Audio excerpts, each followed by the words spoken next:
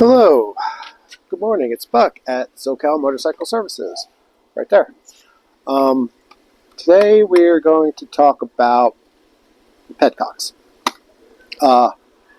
and give you more information than you ever wanted to know about Petcocks. Okay, what is a Petcock? Petcock is the fuel valve on, we're talking about carbureted bikes, carbureted motorcycles. Fuel injected bikes don't really have Petcocks. Carbureted bikes do. It's a fuel valve on the tank that allows you to turn the gas on, off, or reserve. A lot of times. There are two different types of petcocks. We have just straight manual petcocks, and then we have vacuum petcocks. Straight manual petcock is going to have the on position, off position, and reserve position. So you ride it in on.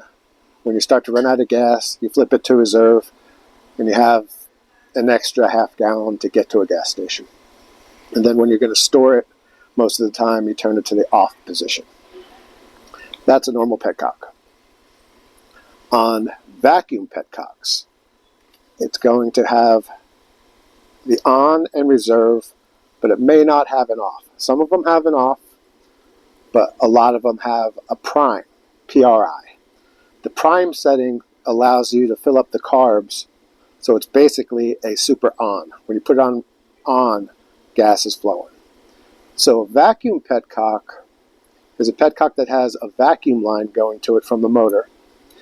And even if it's in on or reserve, fuel's not going to flow unless the motor is turning.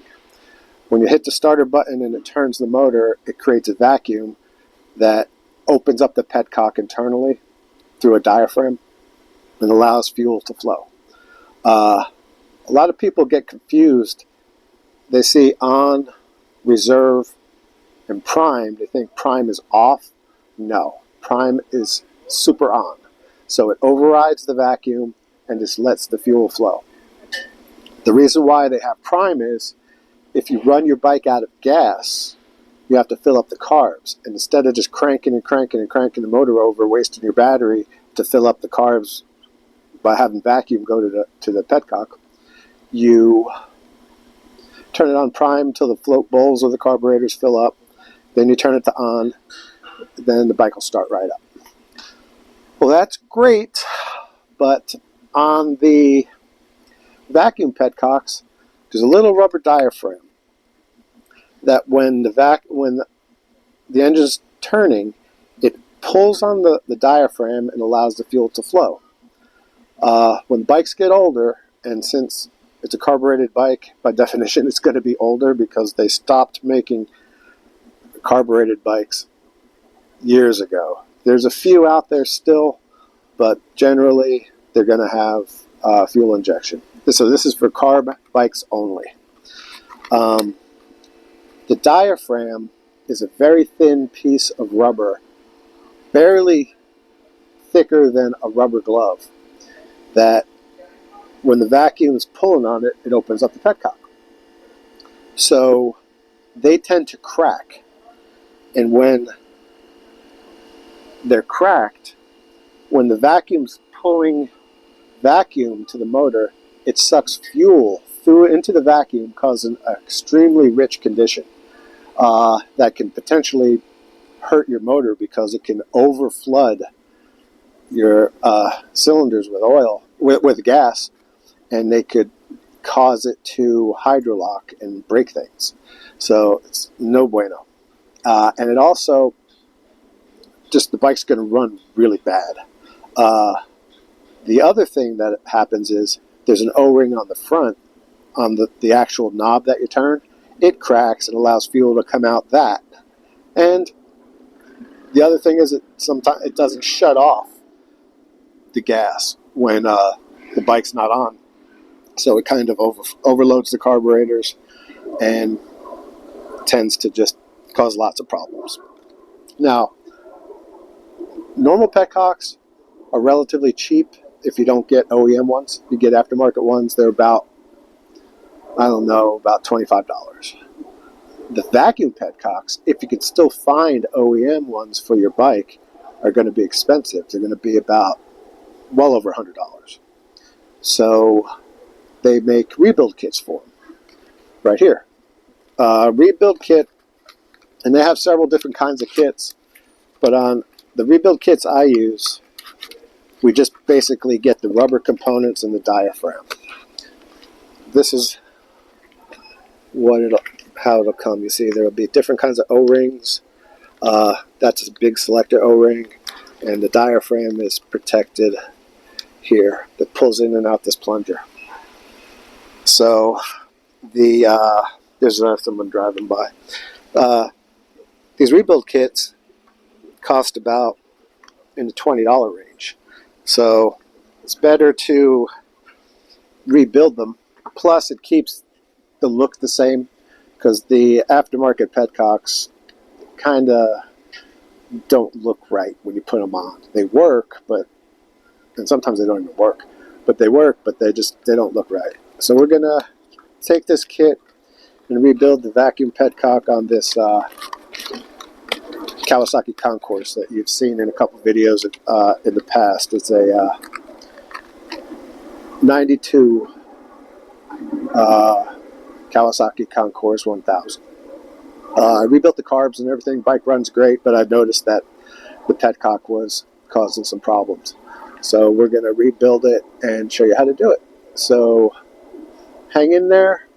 I'll go set stuff up, and we'll start rebuilding the Petcock on this Kawasaki Concourse. See you in a few minutes. Thanks. Bye. Hey, welcome back. First thing we're going to do is we're going to change the front O-ring, which is going to be towards the valve handle. And you're going to use a JIS screwdriver. Japanese bike, so we're going to have to use Japanese industrial standard screwdriver. And we take out, well, let me explain. I took the tank off and it doesn't have much fuel in it. So I'm going to do it with the Petcock still attached. Take out the first screw and take out the second screw. They shouldn't be very tight. And we're going to get a little bit of spillage, but don't worry about it.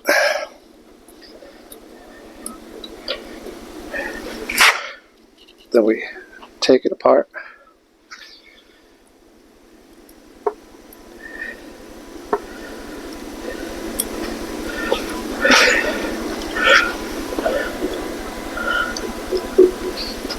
Just comparing the different pieces. Okay, this is the O-ring that leaks right here. So we're going to replace that O-ring. Then we're going to replace this piece. And it should just pull right out. And it corresponds with the holes in this. So we just put that in. It's the same on both sides. There's the old one.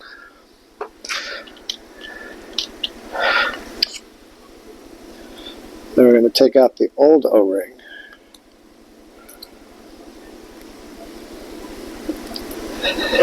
And probably have to use a pick or a small screwdriver to get it out. Yeah, I'm going to need a small screwdriver.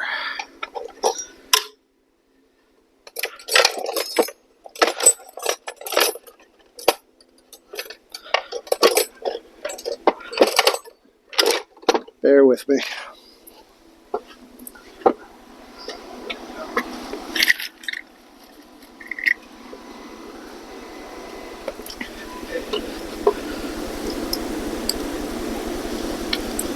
Just remove the old O-ring.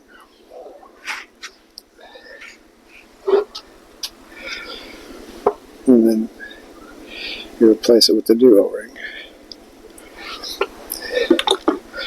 And before I put things back together, I like to take a little bit of oil.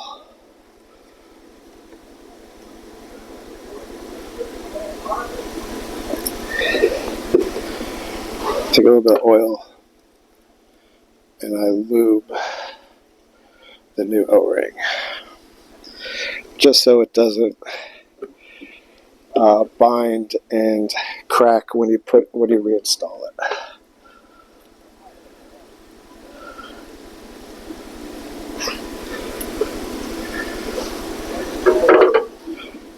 Then we press it back in.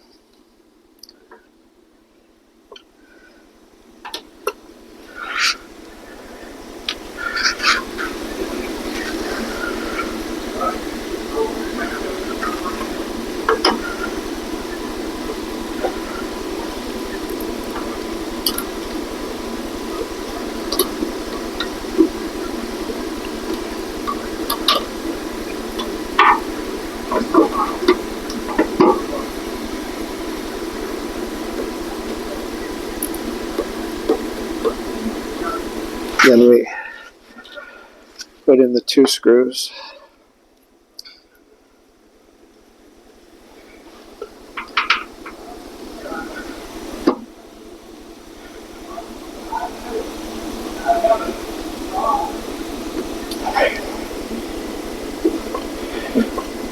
And we cinch them down snug.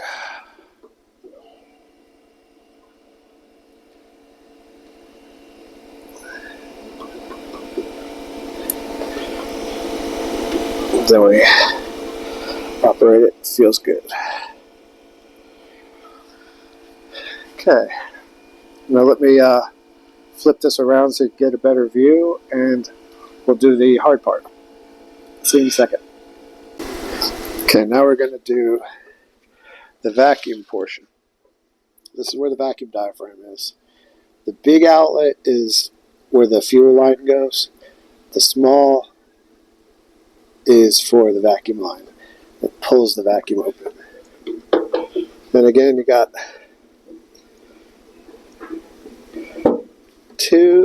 4 JIS screws on the back. Not very tight.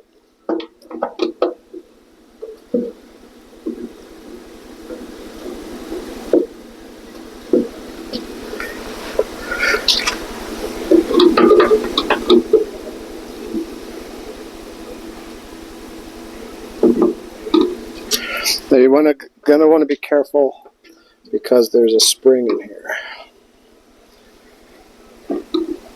The spring is what closes the diaphragm when there's no vacuum.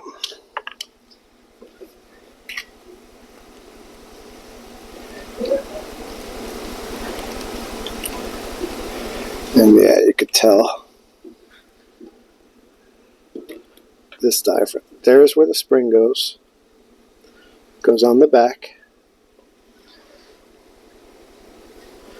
And you can tell that this diaphragm's all cracked and leaking and hard. Just pull it out. That's what the diaphragm looks like. And it's not very good.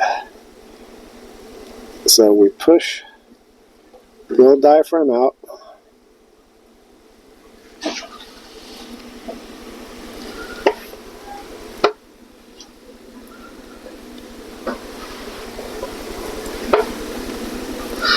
And you can tell there's a little dimple here and a dimple here, and it corresponds with this dimple and that dimple right there.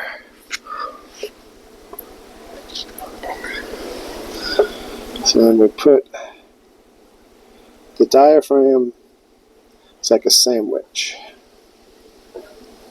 You pull it through.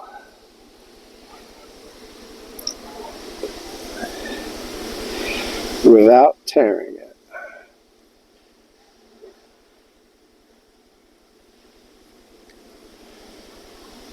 But since it's new, it should be pliable.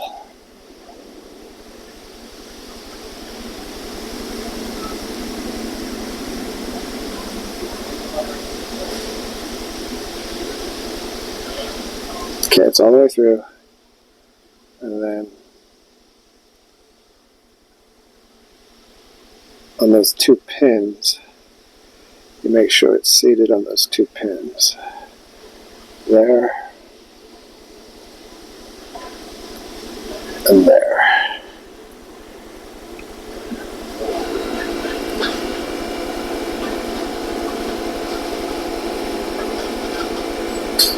And it's a bit fiddly, but you'll get it.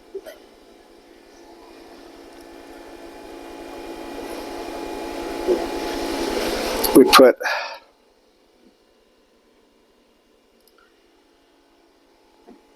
a dab of oil on this little O-ring here.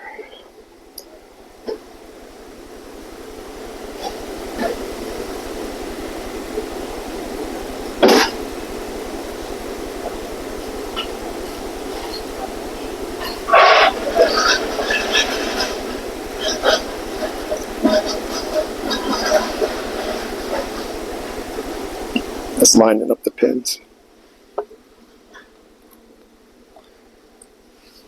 Then we slip it back in.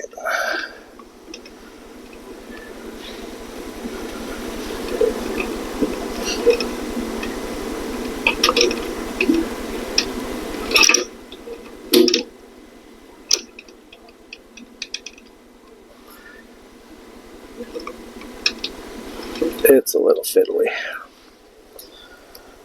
but if you keep working on it, you'll get it.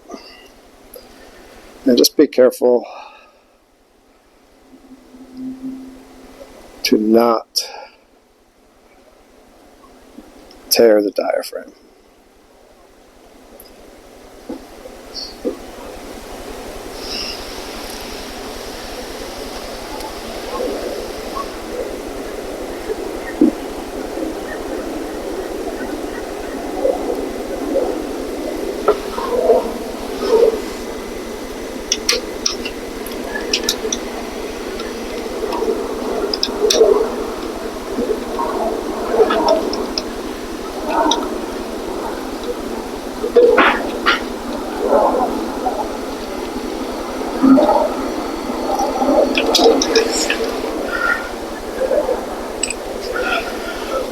Sometimes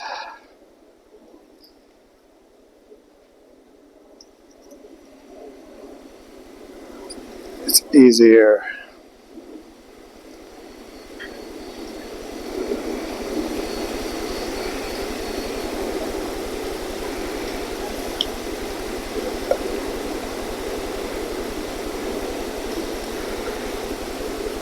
to put on the backing plate first.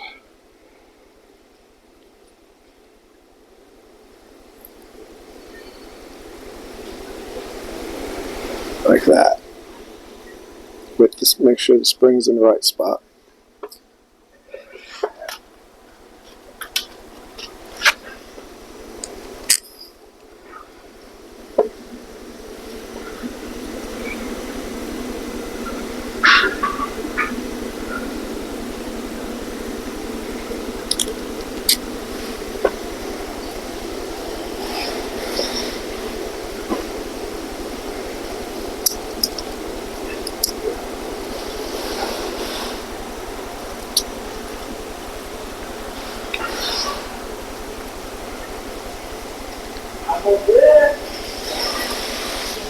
And then you put the diaphragm in.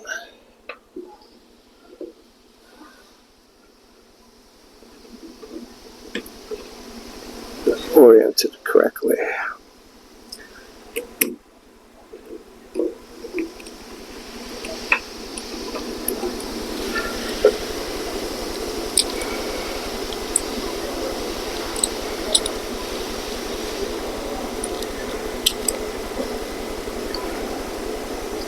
And when you put the screws in, it tends to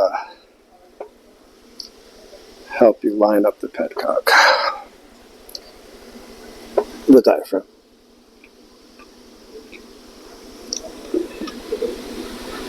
And you gently Start one screw.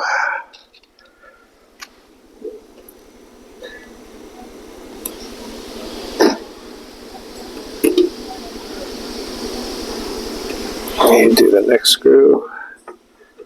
Remember not to cinch them down because you gotta let it move a little bit.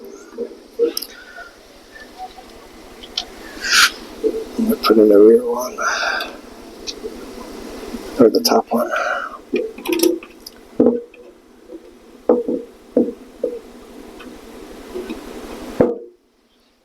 And then we put in the bottom one, the next top, the other side of the top.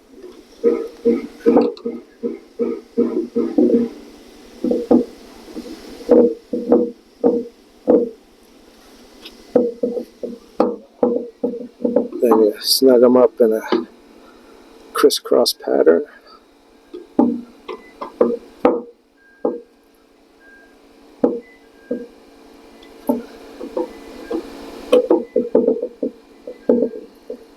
Let's make it just snug.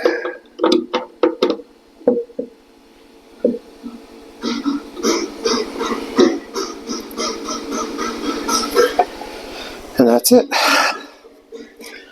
That's how you rebuild the vacuum petcock. Have a great day, and we'll see you in a couple days. Bye-bye.